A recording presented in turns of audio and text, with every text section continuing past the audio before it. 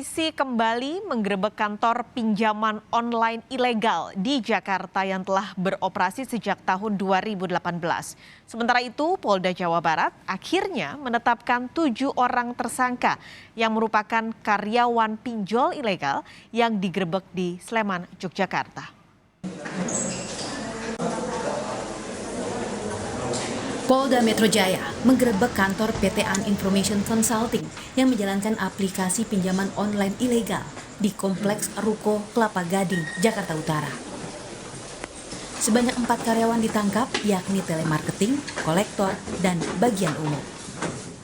Hanya beberapa orang yang berada di kantor karena kantor memfasilitasi karyawan dengan internet untuk bekerja dari rumah setelah maraknya penggerebekan oleh polisi sebelumnya. Dengan cara-cara penagihannya di situ ada pornografi, kemudian kita nanti akan pengancaman, dan kemudian juga nanti akan kita kembangkan terkait dengan illegal access. Dari mana mereka mendapatkan nomor telepon para nasabah tersebut. Ada berapa yang diamankan dalam? Ya, hari ini, malam ini kita mendapatkan 4 orang. Ya, ada 2 tugasnya sebagai supervisor telemarketing dan satunya adalah supervisor sebagai debt collector atau collecting. Kemudian ada 1 bagian umum dan 1 sebagai collecting ada di sini yang kita amankan. Belum, ini untuk pemiliknya masih kita lakukan pengejaran. Perusahaan ini menjalankan 4 aplikasi pinjaman online. Dari penggerebekan, diketahui dalam cara penagihan nasabah, perusahaan ini menggunakan teknik intimidatif, termasuk mengirim materi pornografi untuk meneror korban. Hingga penggerebekan, pinjol ilegal ini telah meminjamkan uang pada 8.000 orang sejak beroperasi pada 2018. Sementara Polda Jawa Barat akhirnya menetapkan 7 orang tersangka yang juga karyawan pinjol ilegal. Para tersangka ada yang bekerja sebagai HRD dan desk collection. Sedangkan 79 karyawan lainnya masih berstatus saksi dipulangkan ke Yogyakarta. Sebelumnya Ditreskrimsus Polda Jabar pekan lalu dibantu Polda DIY menggerebek kantor di kawasan Sleman, Yogyakarta yang dijadikan kantor perusahaan pinjaman online ilegal. Dari lokasi penggerebekan, polisi mengamankan 86 orang karyawan, 105 komputer, serta 105 telepon seluler. Perusahaan ini diketahui menjalankan 23 aplikasi pinjaman online ilegal. Pengungkapan ini berawal dari laporan seorang korban bernama Teddy Mulyadi. Awalnya Teddy mengaku meminjam Rp600.000 pada September lalu. Namun, dalam catatan pinjaman online, ia berhutang Rp1.200.000. Teddy mengaku langsung membayar, tetapi tagihan pinjaman terus masuk dan membengkak menjadi Rp2.800.000 di 4 aplikasi berbeda dalam kurun waktu 1 bulan. Teddy mengaku stres dengan teror dan ancaman dari para debt collector. Ia pun malu dan jatuh sakit. Karena merasa dijebak, ia akhirnya meminta bantuan kuasa hukum dan melapor ke Polda Jawa Barat. Dan saya betul tiba-tiba di situ ada dana masuk, saya kaget, panik segala macam karena awamnya saya coba untuk mengembalikan. Tapi ternyata tidak selesai semudah itu. Akhirnya makin menjadi. Kan jadi uang yang diterima oleh Kang Teddy itu yang 50% itu dikembalikan langsung kepada. Ya. Jadi nggak digunakan oleh Kang Teddy. Itu uang yang itu tuh tidak ada yang saya gunakan sama sekali. Oke. Nah, ketika itu berapa tenornya, Kang? Berapa? 7 hari. 7 hari. Nah, ketika sempat lunas nggak sampai 1,2 itu, kan? Kalau menurut saya yang sempat di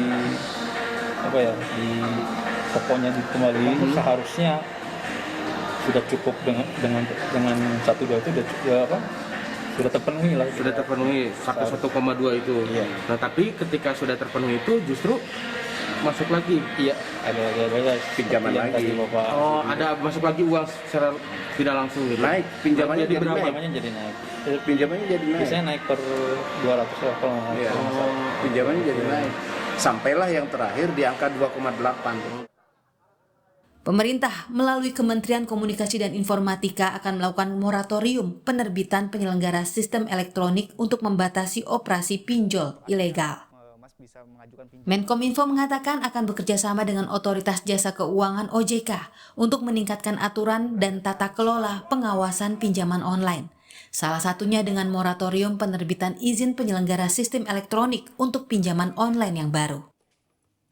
Kita akan melakukan moratorium itu internal di dalam Kominfo ya. Dan kita akan membentuk satuan tugas yang melakukan pengawasan dan monitoring PSE resmi. Yang operasi lapangan di dalam ruang digital dan di ruang fisik. Dan ruang digital oleh Kominfo akan terus membersihkan seluruh pinjaman online ilegal yang terdaftar di dalam ruang digital, yang berada di dalam ruang digital di semua platform digital. Sejak tahun 2018 hingga Oktober 2021, Kemenkominfo menyebut sudah memblokir 4.874 akun. Sementara hanya ada 107 pinjaman online yang telah terdaftar di OJK. Tim Liputan, Kompas TV. Informasi terkini soal gerebek tempat usaha pinjaman online ilegal di kawasan Kelapa Gading, Jakarta Utara kemarin.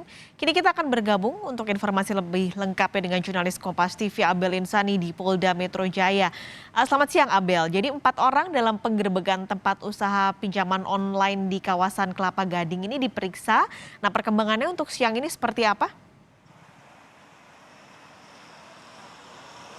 Ya baik, selamat siang Paskalis dan juga saudara. Memang untuk saat ini kami masih menunggu update terbaru dari pihak kepolisian terkait memang semalam ada penggerebekan yang dilakukan oleh Diskrimum Polda Metro Jaya ke kawasan Kelapa Gading, Jakarta Utara. Ya, ini menggerebek salah satu perusahaan yang melakukan praktik pinjaman online secara ilegal seperti itu. Dan penggerebekan tadi malam dilakukan, ini menghasilkan ada 4 orang yang diamankan. 4 orang yang diamankan ini merupakan pegawai dari PT AIC atau PT An Information Consulting, di mana PT AIC inilah yang digerebek oleh pihak kepolisian yang melakukan praktik pinjaman online secara ilegal.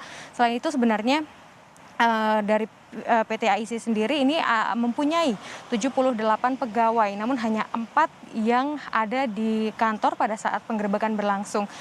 Dan dari 78 yang ada di kantor, sebenarnya 74 lainnya ini bekerja dari rumah atau melakukan WFH seperti itu. Dan kalau dari pihak kepolisian juga mengungkapkan bahwa sebenarnya dari PT tersebut sudah melakukan antisipasi karena mencuatnya berita soal penggerebekan oleh pihak kepolisian yang dilakukan di beberapa daerah, termasuk di Jakarta juga penggerebekan perusahaan-perusahaan yang melakukan praktek pinjaman online ilegal, sehingga dari PT tersebut meminta agar, atau dari founder PT tersebut meminta agar karyawan dari 74 karyawan tersebut melakukan WFH. Dan selain 4 orang yang sudah diamankan oleh pihak kepolisian, polisi juga mengamankan barang bukti berupa laptop, lalu juga ada modem, ada juga komputer dan juga data-data dari nasabah yang ada di perusahaan tersebut. Memang PT AIC ini sudah berdiri atau sudah melakukan praktik pinjaman online ilegal ini sejak tahun 2018 dengan nasabah lebih dari 8.000. Tentu ini juga menjadi fokus dari pihak kepolisian untuk terus melakukan operasi atau terus melakukan penggerebekan kepada PT-PT atau perusahaan-perusahaan yang melakukan praktik pinjaman online ilegal. Dan rencananya dari pihak kepolisian juga nantinya akan memanggil 74 pegawai yang melakukan WFH untuk dimintai keterangan lebih lanjut. Dan untuk saat ini polisi juga masih mencari pemilik atau founder dari PT AIC sendiri, Paskalis. Ini yang paling penting, bagaimana founder dari perusahaan ini bisa ditelusuri jejaknya oleh pihak kepolisian, sementara penyidikan masih terus berlangsung hingga saat ini. Terima kasih banyak Abel Insani melaporkan langsung dari Polda Metro Jaya.